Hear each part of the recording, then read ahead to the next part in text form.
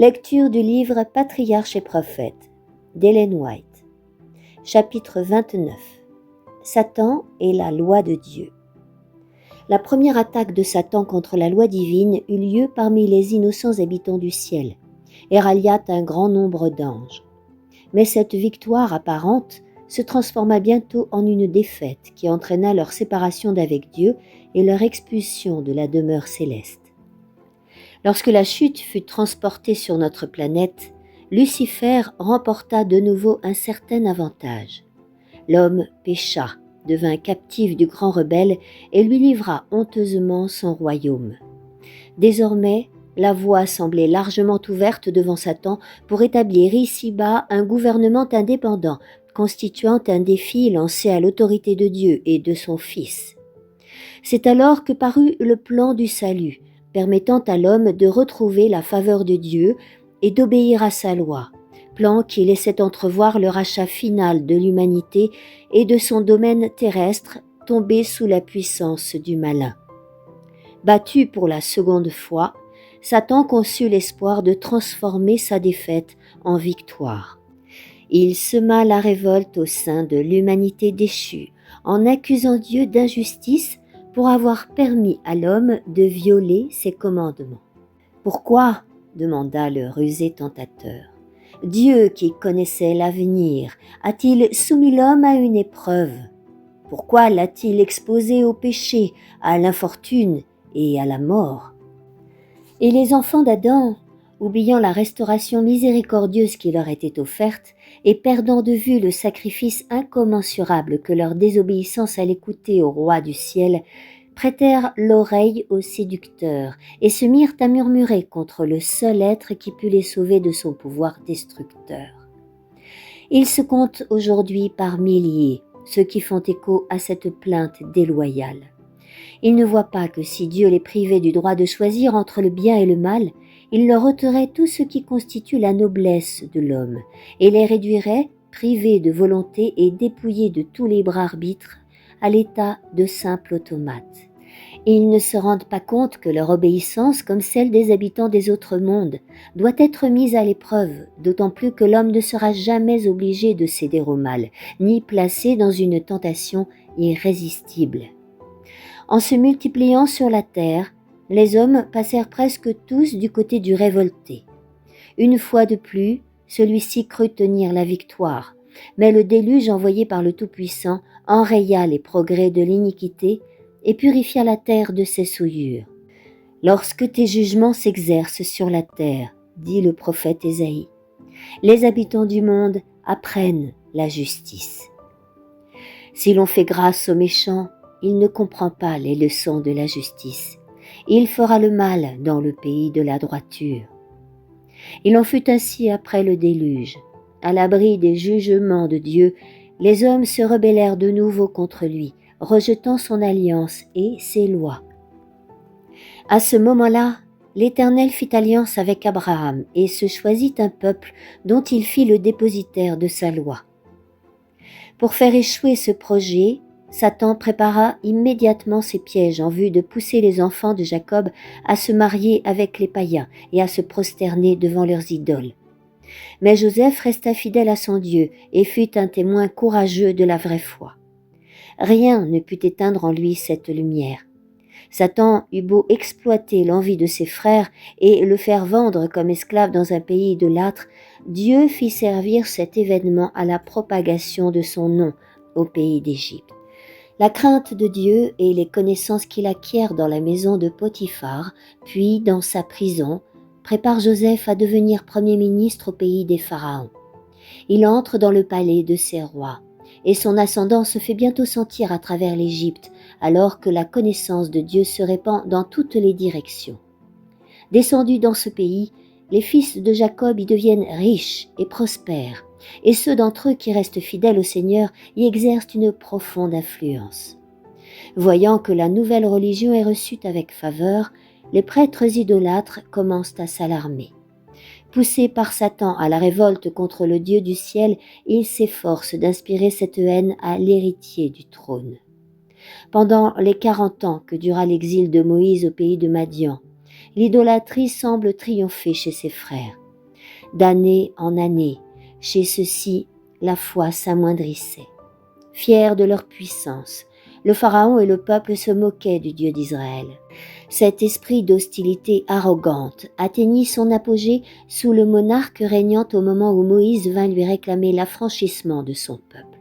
Car ce ne fut pas ignorance, mais insolence blasphématoire de sa part lorsqu'il répondit « Qui est l'Éternel pour que j'obéisse à sa voix ? Je ne connais pas l'Éternel. » Dieu donna encore aux Égyptiens l'occasion de se convertir malgré leur persistance dans l'incrédulité. Il n'oublia pas qu'au jour de Joseph, l'Égypte fut un asile pour Israël et que ce peuple témoigna des sentiments de bonté qui honorèrent l'Éternel.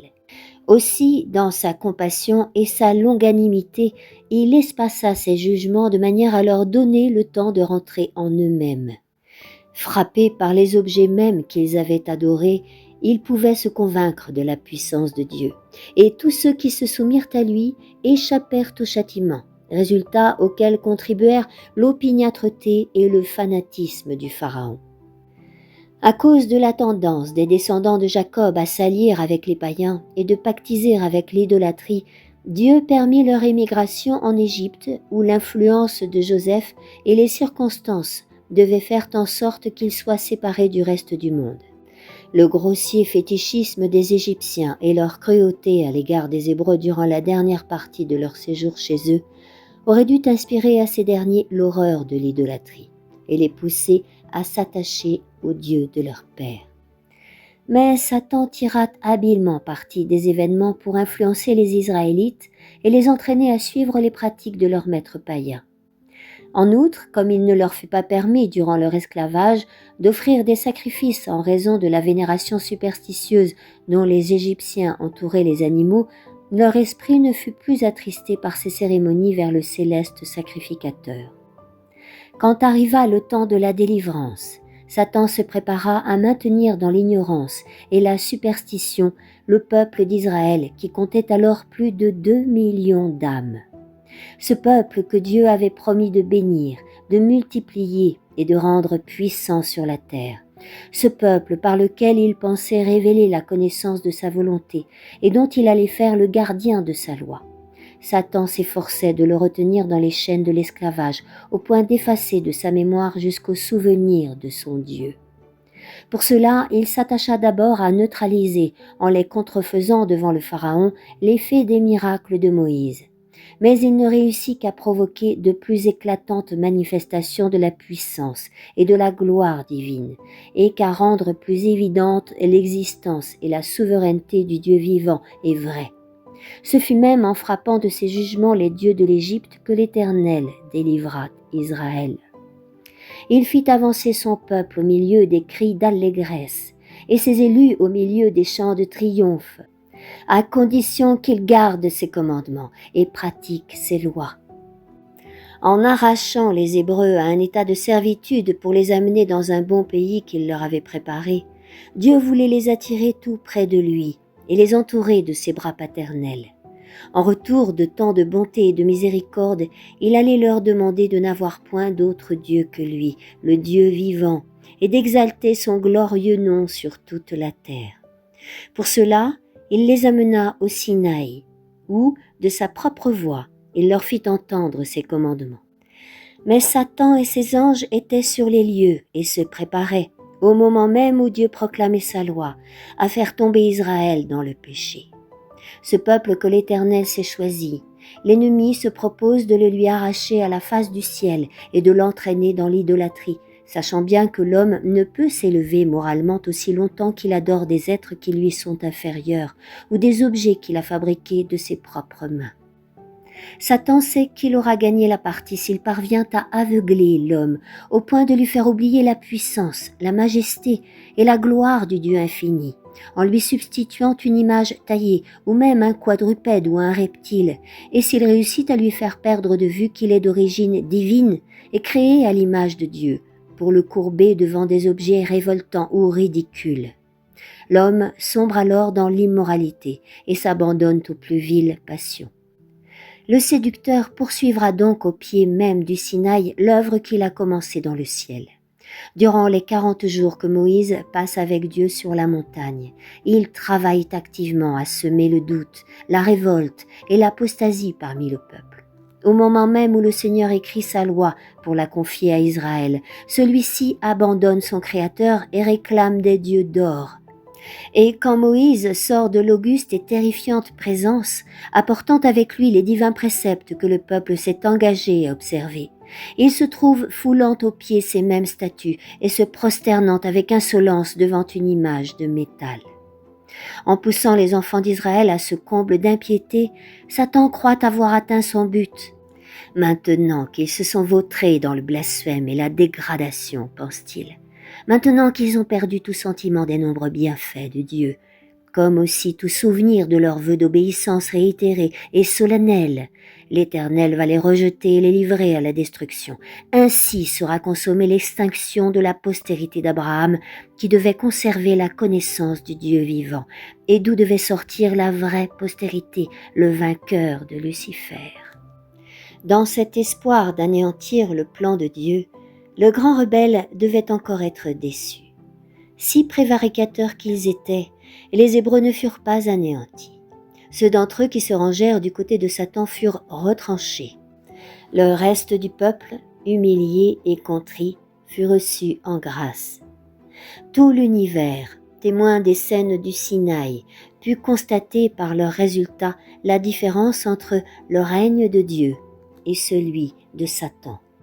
Une fois encore, les saints habitants des autres mondes purent contempler, par les fruits de l'apostasie d'Israël, le régime que Lucifer aurait établi dans le ciel.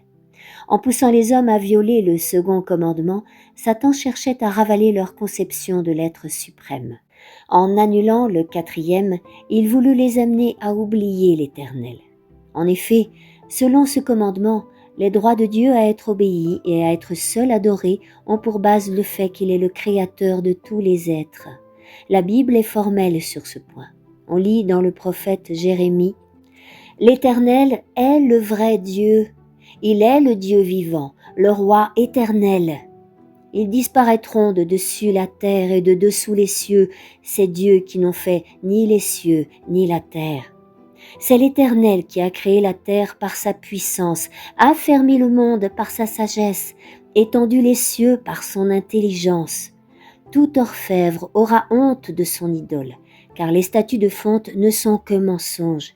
Il n'y a point de souffle en elles. Elles ne sont que vanité, œuvre de néant. Elles périront au jour du châtiment. Et il n'en est pas ainsi de celui qui est l'héritage de Jacob, car c'est lui qui a créé toutes choses. Le jour du repos, mémorial de l'œuvre créatrice, nous rappelle que Dieu est le créateur des cieux et de la terre. Témoin constant de son existence, il nous montre sa grandeur, sa richesse et son amour. Par conséquent, si le jour du repos avait toujours été sanctifié, il n'y aurait jamais eu sur la terre d'idolâtres ni d'athées. L'institution du jour du repos qui date du Jardin d'Éden est donc aussi ancienne que le monde. Ce jour a été dès lors observé par tous les patriarches. Durant la servitude d'Égypte, contraints par leur chef de corvée de violer le sabbat, les Israélites avaient presque complètement perdu la notion de sa sainteté. Lorsque la loi fut proclamée au Sinaï, les premiers mots du quatrième commandement furent « Souviens-toi du jour du repos pour le sanctifier », ce qui prouve que le sabbat avait été institué antérieurement, c'est-à-dire, comme le dit ce même commandement, lors de la création. C'est pour extirper l'idée de Dieu de l'esprit des hommes que Satan s'est efforcé de renverser ce grand mémorial, bien convaincu que s'il peut les amener à oublier leur Créateur, nul ne s'efforcera plus de résister à la puissance du mal et que lui, Satan, restera le maître incontesté. L'inimitié de Satan pour la loi de Dieu l'a entraîné à combattre tous les préceptes du décalogue. Le principe de l'amour filial et de l'obéissance aux parents se rattache intimement à celui de l'amour et de l'obéissance envers Dieu, le Père de tous les êtres. Le mépris pour l'autorité paternelle engendre bientôt le mépris pour l'autorité divine. De là, les efforts de l'ange tombé pour affaiblir l'obligation du cinquième commandement. Parmi les païens, le respect des parents n'a jamais été en vogue. Chez bien des peuples, on abandonnait les parents âgés ou on les mettait à mort dès qu'ils ne pouvaient plus se suffire à eux-mêmes. La mère de famille était traitée avec peu de respect. Et à la mort de son mari, on la plaçait sous l'autorité du fils aîné. Moïse avait ordonné l'obéissance filiale. Mais lorsqu'il s'éloignait de Dieu, les Israélites négligeaient le 5e commandement comme les autres. Satan a été meurtrier dès le commencement. Aussi, dès qu'il eut établi son ascendant sur la terre, il incita les hommes non seulement à se haïr et à se tuer les uns les autres, mais pour porter un défi plus audacieux à l'autorité divine, à faire de la violence du 6e commandement une partie de leur religion.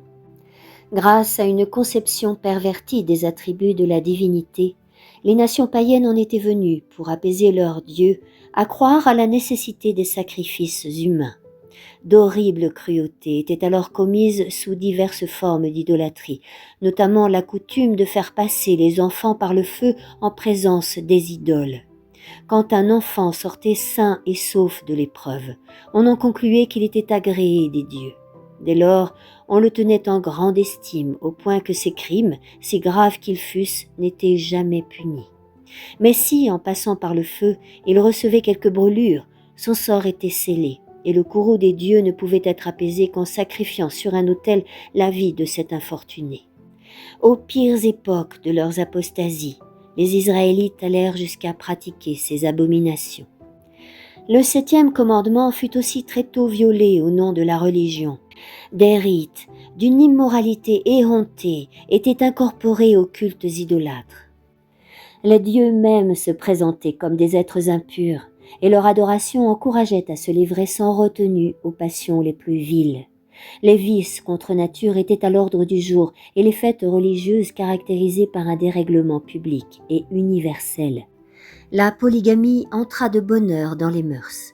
Ce fut l'un des péchés qui attirèrent la colère de Dieu sur le monde antédiluvien, ce qui n'empêcha pas cette pratique de se généraliser de nouveau après le déluge, car Satan apporta un soin tout particulier à pervertir l'institution du mariage, à en affaiblir l'obligation et à en dénigrer la sainteté. Il était convenu qu'il n'y a pas de moyen plus sûr d'effacer en l'homme l'image de Dieu qu'en le plongeant dans le malheur et dans le vice. Je t'invite à la suite de ce chapitre, Satan et la loi de Dieu, dans le prochain audio.